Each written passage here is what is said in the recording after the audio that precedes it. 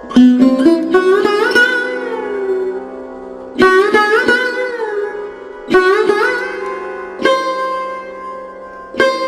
से बोलिए श्री सत्यनारायण भगवान की जय। आज के दिन श्री सत्यनारायण भगवान की कथा पढ़ी अथवा सुनी जाती है। तो आइए आज आपको सुनाते हैं श्री सत्यनारायण भगवान की संपूर्ण व्रत कथा और आरती। एक समय नवमी मारने तीर्थ में शौनक आदि 88,000 ऋषियों ने श्री सूत जी से पूछा, हे प्रभु, इस कलयुग में वेद विद्या रहित मनुष्य को प्रभु भक्ति किस प्रकार मिलेगी और उनका उद्धार कैसे होगा। इसलिए हे मुनि श्रेष्ठ, कोई ऐसा तप कहिए जिससे थोड़े समय में पुण्य प्राप्त हो जाए तथा मनोवांछित फल मिले। वह कथा सुनने की हमारी बहुत इच्छा है। सर्वशास्त्र ज्ञाता श्री सूत जी बोले, हे वैष्णव, मैं पूज्य आप सबने प्राणियों के हित की बात पूछी है। अब मैं उस श्रेष्ठ व्रत को आप लोगों से कहूँगा जिस व्रत को नारद जी ने लक्ष्मी नारायण जी से पूछा था और लक्ष्मीपति ने मुनि श्रेष्ठ नारद जी से कहा था। सो ध्यान से सुनिए। एक समय योगी राज नारद जी दूसरों के हित की इच्छा से अनेक लोकों में घूमते हुए मृत्यु लोकों में आ पहुँचे। यहाँ अनेक योनियों में जन्मे हुए प्रायः सभी मनुष्य को अपने कर्मों द्वारा अनेक दुखों से पीड़ित देखकर सोचा कि इस यत्न के करने से निश्चय ही प्राणियों के दुखों का नाश हो सकेगा। ऐसा मन में सोचकर विष्णु लोक को चले गए। वहाँ श्वेत वर्ण तथा 4 भुजा वाले देवों के इस नारायण को देखकर, जिनके हाथों में शंख चक्र गदा और पदा थे, वे वरमाला पहने हुए थे, उनकी स्तुति करने लगे। हे भगवान, आप अत्यंत शक्ति से संपन्न हैं। मन तथा वाणी भी आपको नहीं पा सकते। आपका आदि मध्य अंत नहीं है। निर्गुण स्वरूप सृष्टि के आदि भूति और भोक्तों के दुखों को नष्ट करने वाले आपको मेरा नमस्कार है। नारद जी से इस प्रकार की स्तुति सुनकर विष्णु भगवान बोले, हे मुनि श्रेष्ठ, आपके मन में क्या है? आपका किस काम के लिए आगमन हुआ है? निसंकोच होकर कहिए। तब नारद मुनि बोले, मृत्यु लोक में सब मनुष्य जो अनेक योनियों में पैदा हुए हैं, अपने अपने कर्मों के द्वारा अनेक प्रकार के दुखों से दुखी हो रहे हैं। हे नाथ, मुझ पर दया रखते हो तो बताइए कि उन मनुष्यों के सब दुख थोड़े से ही प्रयत्न से कैसे दूर हो सकते हैं। हे नारद, मनुष्य की भलाई के लिए तुमने बहुत अच्छी बात पूछी है। जिस काम के करने से मनुष्य मोह से छूट जाता है वह मैं कहता हूँ।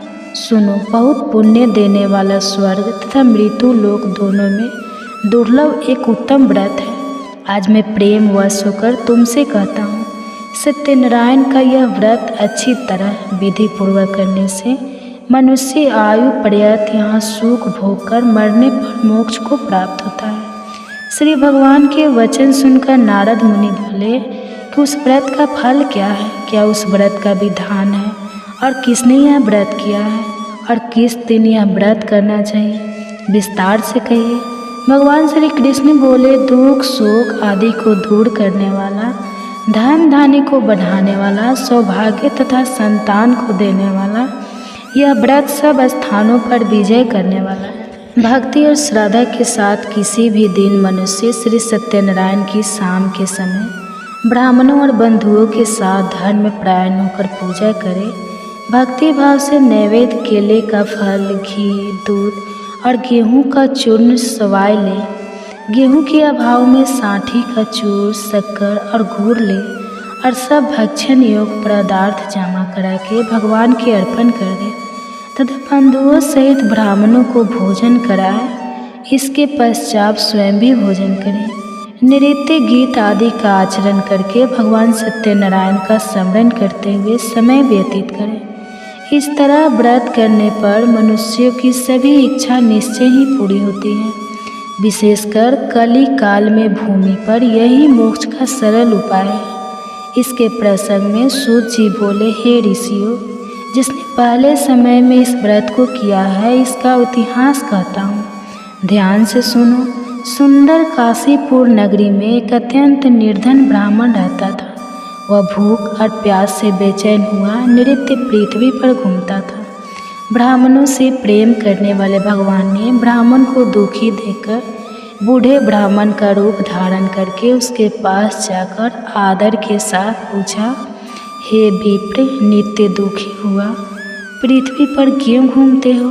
हे श्रेष्ठ ब्राह्मण, यह सब मुझको कहो, मैं सुनना चाहता हूँ।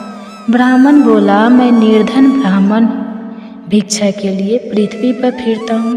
हे भगवान, यदि आप इसका उपाय जानते हो तो कृपा करके कहो। वृद्ध ब्राह्मण बोला कि सत्यनारायण भगवान मनवांछित फल देने वाले हैं, इसलिए हे ब्राह्मण, तू उनका पूजन कर, जिसके करने से मनुष्य सब दुखों से मुक्त होता है। ब्राह्मण को व्रत का सारा विधान बताकर बूढ़े ब्राह्मण का रूप धारण करने वाले सत्यनारायण भगवान अंतर्ध्यान हो गए। जिस व्रत को वृद्ध ब्राह्मण ने बताया है मैं उसको करूँगा, यह निश्चय करने पर उसे रात में नींद भी नहीं आई। वह सवेरे उठकर सत्यनारायण के व्रत का निश्चय करके भिक्षा के लिए चला गया। उस दिन उसको भिक्षा में बहुत धन मिला, जिससे बंधु बांधव के साथ उसने सत्यनारायण जी का व्रत किया। इसके करने से वह ब्राह्मण सब दुखों से छूटकर अनेक प्रकार की संपत्तियों से युक्त हो गया। उस समय से वह ब्राह्मण हर मास व्रत करने लगा।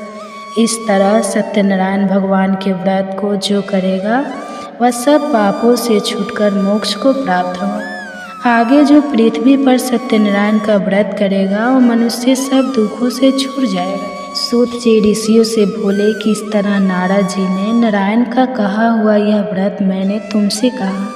हे विप्रो, मैं अब और क्या कहूँ? तब ऋषि बोले, हे मुनीश्वर, संसार में इस ब्राह्मण से सुनकर किस किसने इस व्रत को किया, हम वह सभी सुनना चाहते हैं। इसके लिए हमारे मन में बहुत श्रद्धा है।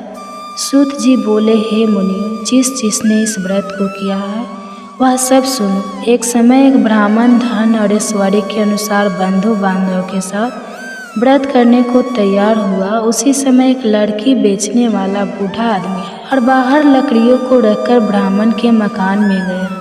प्यास से दुखी लकड़हारा उनको व्रत करते देखकर ब्राह्मण को नमस्कार करके कहने लगा कि आप यह क्या कर रहे हैं और इसके करने से क्या फल मिलता है, कृपा करके मुझसे कहिए। ब्राह्मण ने कहा, सब मनोकामनाओं को पूरा करने वाला वह सत्यनारायण भगवान का व्रत है। इसकी ही कृपा से मेरे यहाँ धन धान आदि की वृद्धि हुई है। ब्राह्मण के इस व्रत के बारे में जानकर लकड़हारा बहुत प्रसन्न हुआ। चरण अमृत लेकर और प्रसाद खाने के बाद अपने घर को गया। लकड़हारे ने अपने मन में इस प्रकार का संकल्प किया कि आज गांव में लकड़ी बेचने से जो धन मिलेगा उसी से सत्यनारायण देव का उत्तम व्रत करूँगा। यह मन में विचार करके वह बूढ़ा आदमी लकड़ियों अपने सिर पर रखकर जिस नगर में धनवान लोग रहते थे वह ऐसे सुंदर नगर में गया। उस दिन वहाँ पर उसे उन लकड़ियों का दाम पहले दिनों से चौगुना मिला। तब वह बूढ़ा लकड़हारा दाम लेकर और अति प्रसन्न होकर पक्के केले की फली, शक्कर, घी, दूध, दही और गेहूं का चूर्ण इत्यादि सत्यनारायण भगवान के व्रत की कुल सामग्रियों को लेकर अपने घर गया। फिर उसने अपने भाइयों को बुलाकर विधि के विषाद भगवान जी का पूजन और व्रत किया। उस व्रत के प्रभाव से वह बूढ़ा लकड़हारा धन पुत्र आदि से युक्त हुआ और संसार के समस्त सुख भोगकर बैकुंठ को चला गया। श्री सूत जी बोलते हैं कि हे श्रेष्ठ मुनियों, अब आगे की कथा कहता हूँ, सुनो। पहले समय में अलकामुख नाम का एक बुद्धिमान राजा था। वह सत्य वक्ता और जितेंद्रिय था। प्रतिदिन देव स्थानों पर जाता तथा गरीबों को धन देकर उनके कष्ट दूर करता था। उसकी पत्नी कमल के समान मुख वाली और सती साध्वी थी। भद्रशिला नदी के तट पर उन दोनों ने श्री सत्यनारायण भगवान का व्रत किया। उस समय में वहाँ एक साधु वैश्य आया। उसके पास व्यापार के लिए बहुत सा धन था। वह नाव को किनारे पर ठहराकर राजा के पास आ गया और राजा को व्रत करते हुए देखकर विनय के साथ पूछने लगा, हे राजन, भक्ति युक्त चित्त से यह आप क्या कर रहे हैं? मेरी सुनने की इच्छा है, सो आप यह मुझे बतलाइए। राजा बोला, हे साधु, अपने बांधव के साथ पुत्र आदि की प्राप्ति के लिए महाशक्तिमान सत्यनारायण भगवान का व्रत और पूजन किया जा रहा है। राजा के वचन सुनकर साधु आदर से बोले, हे राजन, मुझसे इसका सब विधान कहो, मैं भी आपके कथन अनुसार इस व्रत को करूँगा। मेरे भी कोई संतान नहीं है और इससे निश्चय ही हो जाएगी। राजा के सब विधान सुनकर व्यापार से निर्मित हो वह आनंद के साथ घर गया। साधु ने अपनी स्त्री से संतान देने वाले उस व्रत का समाचार सुनाया और कहा कि जब मेरे संतान होगी तब मैं इस व्रत को करूँगा। साधु ने ऐसे वचन अपनी स्त्री लीलावती से कहे। एक दिन उसकी स्त्री लीलावती पति के साथ आनंदित होकर सांसारिक धर्म में प्रवृत्त होकर सत्यनारायण भगवान की कृपा से गर्भवती हो गई तथा 10वें महीने में उसके एक सुंदर कन्या का जन्म हुआ। दिनों दिन वह इस तरह बढ़ने लगी जैसे शुक्ल पक्ष का चंद्रमा बढ़ता है। कन्या का नाम कलावती रखा गया। तब लीलावती ने मीठे शब्दों में अपने पति से कहा कि जो आपने संकल्प किया था भगवान का व्रत करूँगा, अब आप उसे करिए। साधु बोला, हे प्रिय, इसके विवाह पर करूँगा। इस प्रकार अपनी पत्नी को आश्वासन देकर वह नगर को गया। कलावती प्रीत ग्रह में वृद्धि को प्राप्त हो गई। साधु ने जब नगर में सखियों के साथ अपनी पुत्री को देखा तो तुरंत दूत को बुलाकर कहा कि पुत्री के वास्ते कोई सुयोग्य देखिए। साधु की आज्ञा पाकर दूत कंचन नगर पहुंचा और वहां पर बड़ी खोज और देखभाल कर लड़की के लिए सुयोग्य वाणी कमल को देखकर साधु ने अपने बंधु बांधव सहित प्रसन्नचित्त अपनी पुत्री का विवाह उसके साथ कर दिया। किंतु दुर्भाग्य से विवाह के समय भी उस व्रत को करना भूल गया। तब श्री भगवान क्रोधित हो गए और श्राप दिया कि तुम्हारे दारुण दुख प्राप्त होगा। अपने कार्य में कुशल साधु बनिया जमाता सहित समुद्र स्थित रतनपुर नगर में गया और वहाँ दोनों ससुर जमाई चंद्र केतु राजा उस नगर में व्यापार करने लगे। एक रोज भगवान सत्यनारायण की माया से प्रेरित कोई चोर राजा का धन चुराकर भागा जा रहा था, किंतु राजा के दूतों को आता देखकर चोर ने घबराकर भागते हुए राजा के धन को वहीं चुपचाप रख दिया जहां वह ससुर जमाई ठहरे हुए थे। तब दूतों ने उस साधु वैश्य के पास राजा के धन को रखा देखा तो वे दोनों को बांध कर ले गया और प्रसन्नता से डरते हुए राजा के समीप जाकर बोले, यह 2-4 हम पकड़ कर लाए हैं, देकर आज्ञा दे। तब राजा की आज्ञा से उनको कठोर कारावास में डाल दिया और उनका सब धन छीन लिया। सत्यनारायण भगवान के श्राप द्वारा उनकी पत्नी भी घर पर बहुत दुखी हुई और घर पर जो धन रखा था चोर चुरा कर ले गए। शारीरिक और मानसिक पीड़ा तथा भूख प्यास से अति दुखित होकर अन्न की चिंता में कलावती एक ब्राह्मण के घर गई। वहाँ उसे सत्यनारायण भगवान का व्रत होते देखा। फिर कथा सुनी तथा प्रसाद ग्रहण करके रात को घर आई। माता ने कलावती से कहा, हे पुत्री, अब तक कहाँ रह गई थी? वह तेरे मन में क्या है? कलावती बोली, हे माता, मैंने एक ब्राह्मण के घर से सत्यनारायण भगवान का व्रत देखा है। कन्या के वचन सुनकर लीलावती भगवान के पूजन की तैयारी करने लगी। लीलावती ने परिवार और बंधुओं सहित श्री सत्यनारायण भगवान का पूजन किया और वर मांगा कि मेरे पति और दामाद शीघ्र आ जाए। साथ ही प्रार्थना की कि हम सबका अपराध क्षमा करो। सत्यनारायण भगवान इस व्रत से संतुष्ट हो गए और राजा चंद्र केतु को स्वप्न में दर्शन देकर कहा, हे राजन, दोनों वैश्यों को प्रातः ही छोड़ दो। सब धन जो तुमने ग्रहण किया है वह दे दो, नहीं तो मैं तेरा धन्य राज्य पुत्र आदि सब नष्ट कर दूंगा। राजा से ऐसे वचन कहकर भगवान अंतर्ध्यान हो गए। प्रातःकाल राजा चंद्रकेतु ने सभा में अपना स्वप्न सुनाया। फिर दोनों वाणी कमन बुलाया। दोनों ने आते ही राजा को नमस्कार किया। राजा मीठे वचनों से बोले, हे महानुभाव भावी, ऐसा कठिन दुख प्राप्त हुआ है, अब तुम्हें कोई भय नहीं। ऐसा कहकर राजा ने उनको नए नए वस्त्र आभूषण पहनाए तथा उनका जितना धन लिया था उससे दुगुना धन उसे देकर आदर से ही विदा कर दिया। दोनों वैसे अपने घर को चले गए। सूत जी बोले, वैसे ने मंगलाचार करके यात्रा आरंभ की और अपने नगर को चला। उनके थोड़ी दूर निकलने पर दंडी वेशधारी सत्यनारायण भगवान ने उनसे पूछा, हे साधु, तेरी नाव में क्या है? अभिमानी वनी कमनी आप क्यों पूछते हो? क्या धन लेने की इच्छा है? मेरी नाव में तो बोलो और पत्ते भरे हैं। ऐसे का कठोर वचन सुनकर भगवान ने कहा, तुम्हारा वचन सत्य हो। दंडी ऐसा कहकर वहाँ से चले गए और कुछ दूर जाकर समुद्र के किनारे बैठ गए।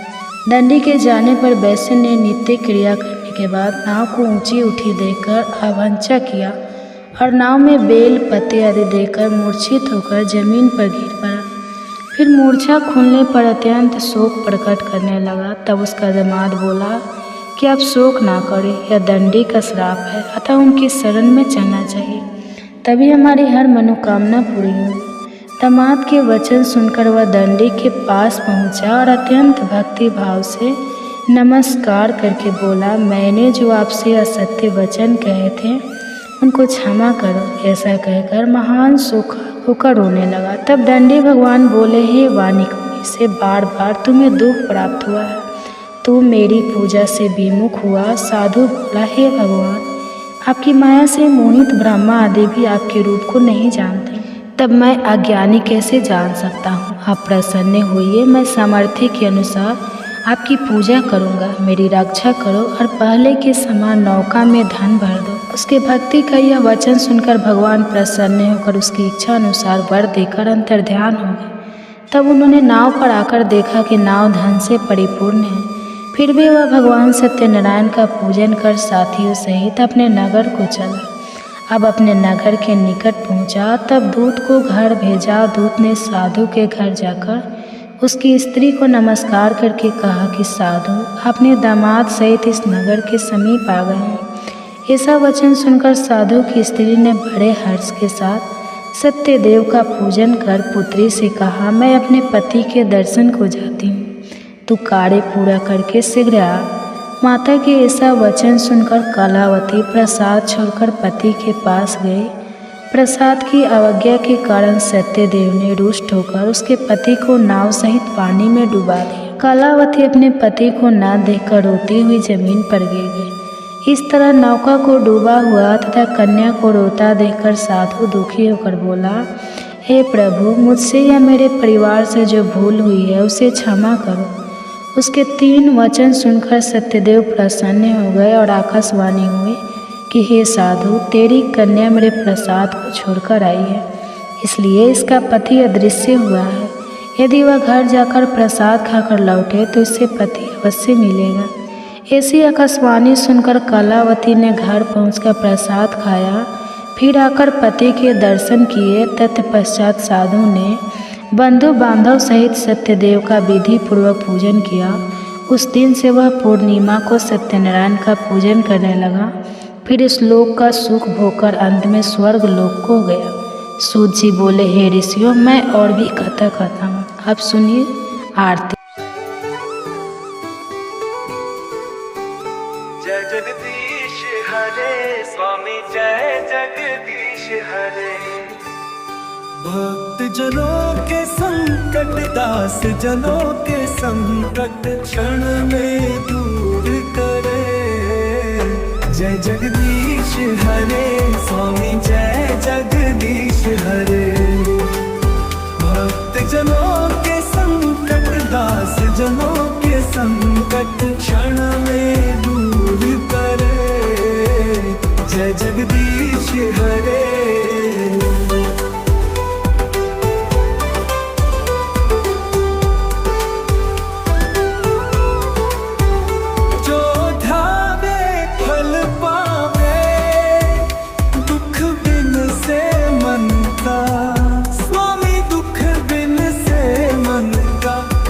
संपत्ति घर आवे, कष्ट मिटे तन का। जय जगदीश हरे स्वामी, जय जगदीश हरे। जो ढावे फल पावे, दुख बिन से मन का। स्वामी दुख बिन से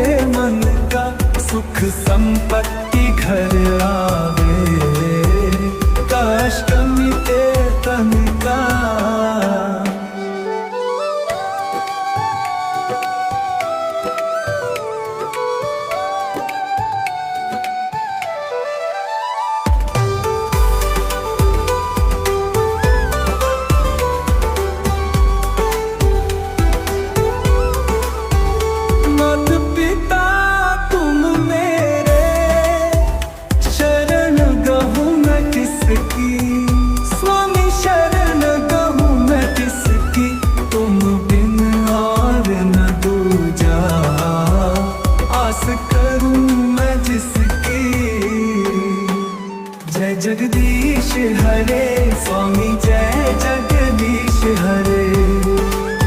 भक्त जनों के संकट दास जनों के संकट क्षण में दूर करे। जय जगदीश हरे स्वामी जय जगदीश हरे। स्वामी जय जगदीश हरे तुम पूर्ण परमात्मा तुम अंतर्यामी। स्वामी तुम अंतर्यामी परब्रह्म परमेश्वर तुम सबके स्वामी तुम सबके स्वामी। जय जगदीश हरे स्वामी जय जगदीश हरे। भक्त जनों के संकट दास जनों के संकट क्षण में दूर करे। जय जगदीश हरे। जय जय जय जगत के पालन जय जय विष्णु भगवान। सृष्टि के पालन करता सब संकट करे निदान।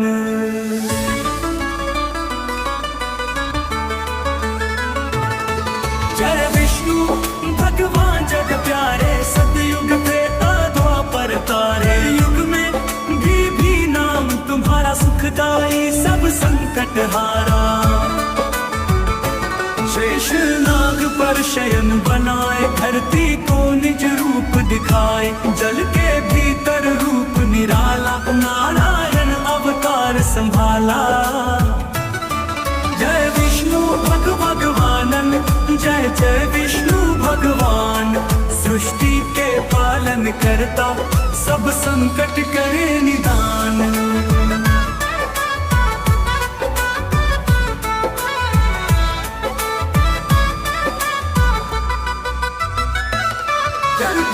जब प्रलय होए भारी तुम धारण मचका अवतारी। कच्छप रूप धर धरा बचाई मन में धीरज तुमने बंधाई। जय विष्णु भगवर बर पारे सतयुग त्रेता द्वापर तारे। कलयुग में भी नाम तुम्हारा सुखदाई सब संकट हारा। शेष नाग पर शयन बनाए धरती को निज रूप दिखाए। जल के भीतर रूप निराला नारायण अवतार संभाला। शेष नाग पर शयन बनाए धरती को निज रूप दिखाए। जल के भीतर रूप निराला नारायण अवतार संभाला नारायण अवतार संभाला। गर्भ में जब प्रलय होए भारी तुम धारण मचका अवतारी। कच्छप रूप धर धरा बचाई मन में धीरज तुमने बंधाई। वराह रूप धर जब तुम आए धरती को फिर ऊपर लाए। नृसिंह रूप जब तुम आए प्रहलाद को सदा सुख पाए। वामन रूप धर बलि संहार विक्रम रूप से 3 पद तारे। राम बन कर रावण मारा लक्ष्मण संग सीता उबारा। श्री कृष्ण बन धरती पर आए कंस चाणूर शिशुपाल हराए। महाभारत में अर्जुन साथी गीता का ज्ञान दिया अनुपम रथी। सुदर्शन चक्र तुम्हारा प्यारा जिस पर संकट आए सहारा। गरुड़ वाहन तेज तुम्हारा संसार का पालन तुम्हारा। विष्णु चालीसा जो पढ़े मन में धर विश्वास। सुख शांति और संपत्ति पाए मिटे सभी संताप। श्री विष्णु जी की कृपा सभी पर बनी रहे।